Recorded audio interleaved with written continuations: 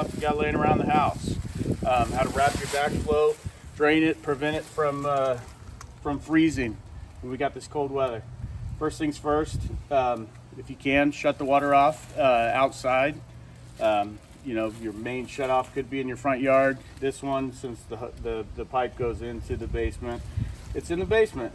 But if you can't access either of those or don't know where they are, you can isolate your backflow preventer by just turning that valve. And then with a simple screwdriver, you would just open these little test cocks. You get a little water out of that. Probably nothing out of this one. Little out of that one. And then you can isolate it again by shutting that. Really no need. We've kind of got most of the water out of the important parts of this. But what we want to do, this customer's done a fantastic job of covering their pipes. If you have some pool noodle type stuff or some other type of foam insulation, feel free to use that. A lot of people don't. We're going to take just a general packing blanket, Barbie blanket, Dora the Explorer, we've seen them all.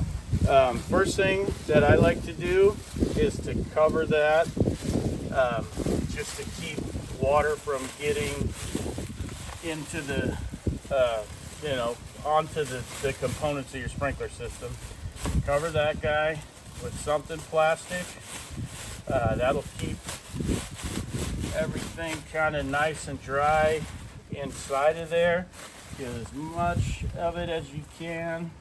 I would carry that down to the ground there if that was not already insulated. Take your nice little packing blanket and kind of wrap it around behind the backflow preventer there, just enough to kind of create a little bit of insulation around all your pipes. Keep everything nice and cozy and warm. And then you can take your other trash bag, and cover all of that. That way you've got a nice watertight, ice-free zone. The house will kind of keep that a little bit warm. We're really not that worried about any temperatures, say 27, 28, 29, but if we get where at 10 or 11 o'clock at night, you know, it's freezing and it's going to stay freezing for a few hours, then we may see some damage. But if we can get the water out of that backflow preventer and then wrap it, you'll be a lot safer.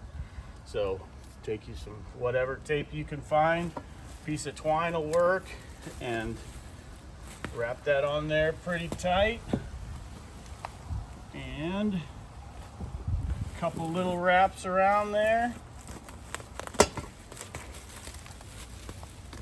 nice and tight where it's not going to blow off with the wind.